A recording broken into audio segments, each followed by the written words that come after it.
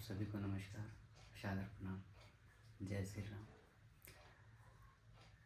आज हम बात करेंगे बाबा तुलसीदास के बारे में, जिन्होंने रामचरितमानस की रचना की और भगवान श्री राम प्रभु उनके आराध्य थे। उन्होंने उनकी जीवनी लिखी। तुलसीदास जी बचपन में जब पैदा हुए तो कहते हैं कि वो 5 वर्ष के बालक के समान थे, और जब वो पैदा हुए उसी समय उनके मुख से राम निकला था। राम शब्द उन्होंने बोला था, और 5 वर्ष के बालक मतलब वो पूरी तरह से हष्ट पुष्ट, और उनके मुख में दांत सब कुछ था। ऐसा देख के गांव वाले उनके माता पिता को कहने लगे कि बालक कुछ अजीब है, इसका रहना ठीक नहीं है।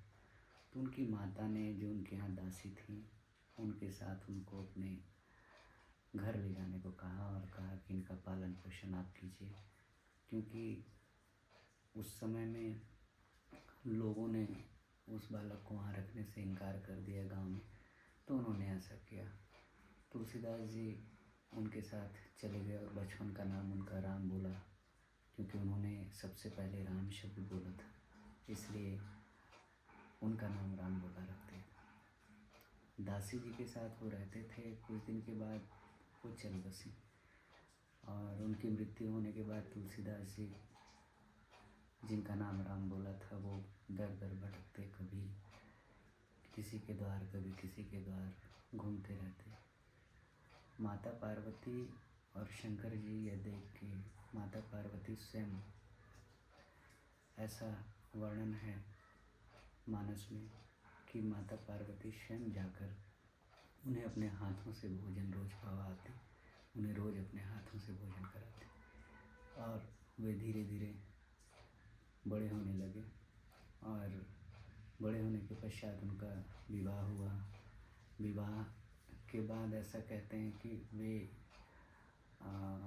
एक दिन उनकी पत्नी मायके चली गई थी। तो वे बड़ा ढूंढते हुए जब घर आए, देखे पत्नी नहीं है, तो वे चले गए और गंगा पार करके, नदी को पार करके जब वहाँ पहुँचे अपने पत्नी के पास, तो उनकी पत्नी उनसे, उनके इस कृत्य पर बहुत नाराज़ हुई और उनसे आवेशवश इतना ही कह दिया कि जितनी आसक्ति आपकी मेरे इस हाड़ मांस के शरीर में है, अगर उससे थोड़ी भी भगवान के नाम में होती तो आपका कल्याण हो जाता। तुलसीदास जी को ये बात लग गई और उनके मन में ये बात बैठ गई। वो तुरंत ही वहाँ से चले गए और वे काशी, बनारस के नाम से जिन्हें जाना जाता है, वहाँ चले गए और अपना जीवन वहाँ पे राम कथा कहकर, राम की कथाओं का वर्णन करके अपना जीवन यापन करने लगे और वहीं रहते थे। और वहाँ से रोज वह शौच के लिए जाया करते थे। तो उनके पास कुछ जल बच जाता था, जिस जल को वो, पास में ही रास्ते में एक पेड़ था जिसमें पीपल का वृक्ष था, तो वो बचे हुए अशुद्ध जल को वहीं डालकर निकल जाते थे। तो कुछ दिन के बाद धीरे धीरे दिन व्यतीत होते गए। फिर उस पेड़ में कोई प्रेत आत्मा वास करती थी। एक दिन वह अशुद्ध जल को पीकर प्रसन्न हुई और प्रकट हुई और कहने लगी, बाबा अगर कुछ मांगना चाहते हैं तो मांगिए। तो बोले, देखो मुझे तो कुछ नहीं चाहिए, पर यदि हो सके तो मुझे मेरे प्रभु श्री राम के दर्शन करा दीजिए। तो बोले, इतना सामर्थ्य मुझ में नहीं है कि मैं आपको प्रभु के दर्शन करा पाऊँ, परंतु उपाय आपको बता सकता हूँ। तो बोले, ठीक है बताइए। तो बोले, जहाँ भी राम कथा होती है वहाँ आप देखिएगा सबसे पहले कौन आता है और सबसे आखिरी में कौन जाता है। तो बोले, फिर बोले, जो सबसे पहले आता होगा और जो सबसे आखिरी में जाता होगा, वही आदमी प्रभु श्री राम के परम भक्त हनुमान जी के स्वरूप, हनुमान जी स्वयं हर राम कथा में उपस्थित होते हैं। आप बस ध्यान दीजिएगा, अगर आप उन्हें पहचान गए तो वे आपको प्रभु के दर्शन अवश्य कराएंगे। इतना सुन के बाबा बोले ठीक है, और वे चले गए। कुछ दिन बाद राम कथा हो रही थी, उन्हें सूचना मिली और वे सबसे पहले वहाँ पहुँच कर देखने लगे कौन यहाँ सर्वप्रथम कौन आता है। देखिए एक वृद्ध आदमी आकर सबसे पहले वहाँ बैठा, और भी लोग आए, देखते रहे। राम कथा खत्म हो गई। कथा समाप्ति के पश्चात लोग जाने लग गए। अब ये बैठ के देख रहे थे कि सबसे आखिरी में यहाँ से उठकर कौन जा रहा है। अचानक इनकी नज़र पड़ी तो इन्होंने देखा कि वही वृद्ध आदमी जो सबसे पहले आए थे वही सबसे आखिरी में जा रहे हैं। इन्हें संदेह हुआ कि शायद यही होंगे, तो ये भी पीछे पीछे चल पड़े।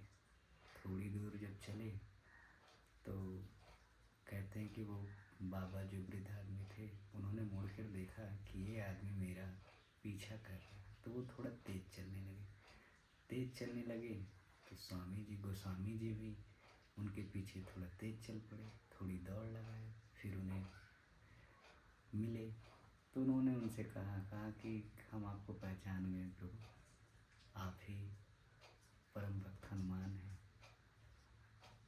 तो बोले ठीक है, क्या चाहते हो मुझसे? बोले मैंने जीवन भर प्रभु की आराधना की, उनकी कथाओं का वर्णन किया, उनकी कथाओं को गाता हूँ, उनकी पूजा करता हूँ, परंतु आज तक मुझे उनके दर्शन नहीं हुए। मैं उनके दर्शन को बहुत लालायित हूँ। तो ये बोले ठीक है, यहाँ नहीं, चित्रकूट चलिए, वहाँ उनके दर्शन आपको अवश्य होंगे।